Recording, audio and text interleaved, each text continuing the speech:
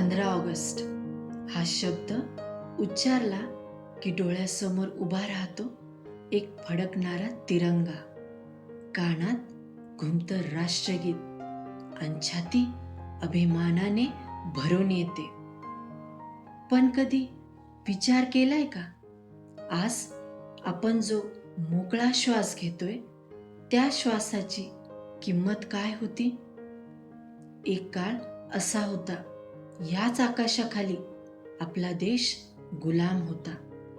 ही माती आपली होती, नद्या आपल्या होत्या, शेतं आपली होती, माणसं आपली होती. पण या देशाचं भविष्य ठरवण्याचा अधिकार आपल्याकडं नव्हता. आपण मेहनत करायचो, घाम गाळायचो, मातीशी नातं जोडायचो, पण आपल्या कष्टाचं फळ आपल्या हातात राहत नव्हतं. आणि मग याच मातीतून काही अशी लेकरं जन्माला आली ज्यांच्या रक्तात स्वातंत्र्य होतं, डोळ्यात भारताचं स्वप्न होतं आणि हृदयात एकच जिद्द होती, हा देश स्वतंत्र झालाच पाहिजे. अनेक स्वातंत्र्यवीरांनी आंदोलनं केली, सत्याग्रह केले, तुरुंगवास भोगला, लाठ्यांचा मार सहन केला, छातीवर गोळ्या झेलल्या आणि आपला शेवटचा श्वासही भारताच्या नावावर अर्पण केला. कल्पना करा, एक आई आपल्या मुलाला घराच्या उंबरठ्यावर निरोप देते, डोळ्यात 1000 प्रश्न, पण ओठांवर फक्त आशीर्वाद. बाळा, जपून जा. तिला माहीत असतं तो कुठे जातोय, कशासाठी जातोय आणि कदाचित परत येणारही नाही. मुलगा आईच्या पायाला हात लावतो, क्षणभर तिच्याकडे पाहतो आणि निघून जातो. आई दारात तशीच उभी राहते, तो दिसेनासा होईपर्यंत.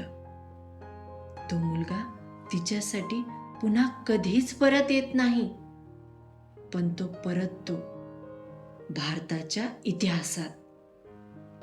अशा कितीतरी आई होत्या ज्यांनी आपली लेकरं गमावली, कितीतरी बहिणी होत्या ज्यांच्या हातची राखी भावाच्या मनगटापर्यंत पोहोचली नाही, कितीतरी पत्नी होत्या ज्यांनी आयुष्यभर उंबरठ्याकडं डोळं लावून वाट पाहत राहिल्या, आणि कितीतरी लेकरं होती ज्यांनी आयुष्यभर एकच प्रश्न विचारला, माझे बाबा परत कधी येणार?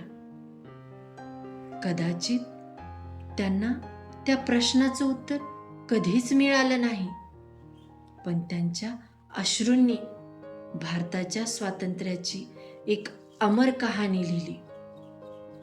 आणि मग आला 15 ऑगस्ट 1947, तो दिवस ज्याची वाट एका पिढीनं नाही तर अनेक पिढ्यांनी पाहिली होती. पहाट झाली, आकाश तेच होतं, माती तीच होती, नद्या त्याच होत्या, पण भारत बदलला होता. शतकांच्या गुलामगिरीनंतर भारताने पहिल्यांदा स्वातंत्र्याचा मोकळा श्वास घेतला. तिरंगा आकाशात फडकला आणि कदाचित त्या क्षणी कुठंतरी एखादी आई आकाशाकडे पाहून म्हणाली असेल, माझा मुलगा गेला नाही, तो आज या तिरंग्यात फडकतोय. म्हणून आज तिरंगा फडकताना फक्त त्याचे 3 रंग पाहू नका. त्या केशरी रंगात त्याग पहा, त्या पांढऱ्या रंगात सत्य आणि शांततेचं स्वप्न पहा, त्या हिरव्या रंगात भारताच्या उद्याची आशा पहा, आणि त्या अशोक चक्रात अखंड पुढं चालत राहणारा भारत पहा.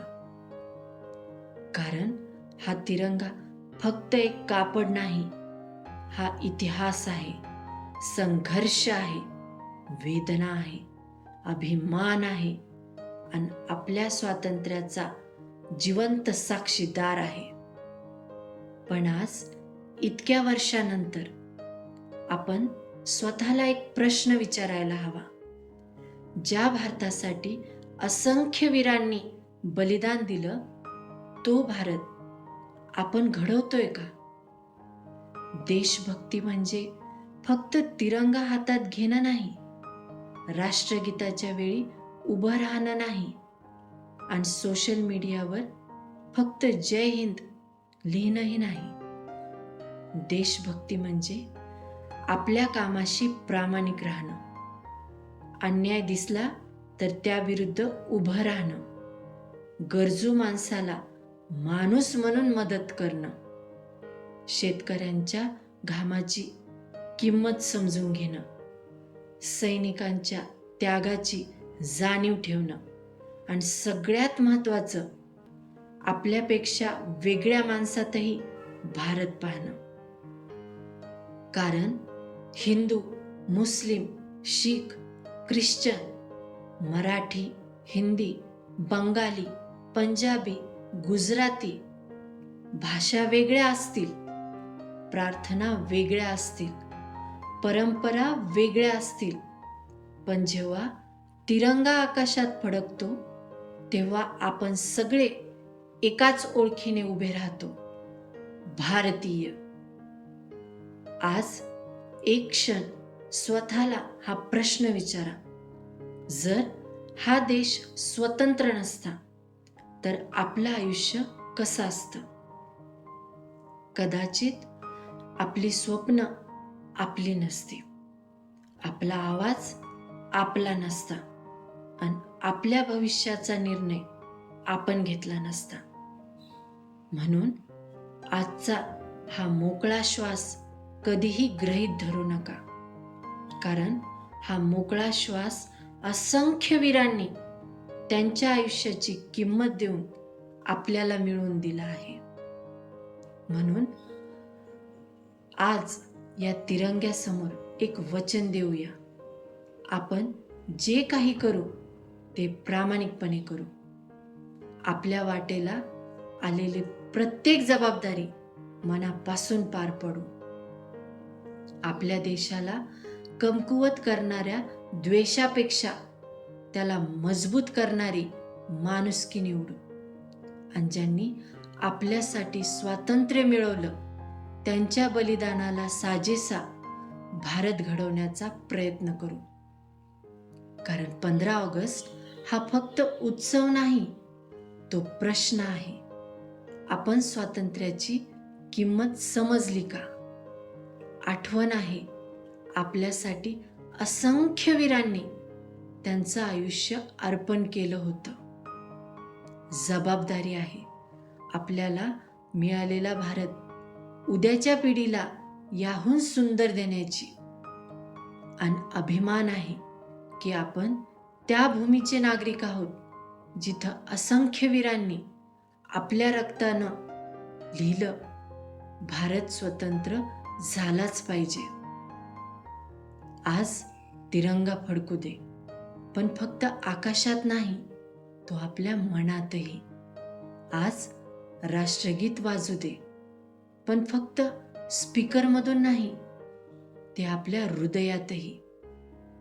आज जय हिंद म्हणूया, पण फक्त ओठांनी नाही, आपल्या कृतीतून. आणि भारत मातेला मनापासून एवढंच सांगूया, तू आम्हाला स्वातंत्र्य दिलंस, आता तुझं स्वातंत्र्य जपण्याची जबाबदारी आमची. कारण ही फक्त माती नाही, ही आपली ओळख आहे. हा फक्त देश नाही, हा आपला मोकळा श्वास आहे. हा फक्त तिरंगा नाही, हा आपल्या पूर्वजांच्या बलिदानाचा अभिमान आहे. आणि 15 ऑगस्ट फक्त स्वातंत्र्याचा दिवस नाही, हा त्या प्रत्येक अनाम वीराला मनापासून केलेला सलाम आहे, ज्यांच्या बलिदानामुळं आज आपण मोकळा श्वास घेतोय.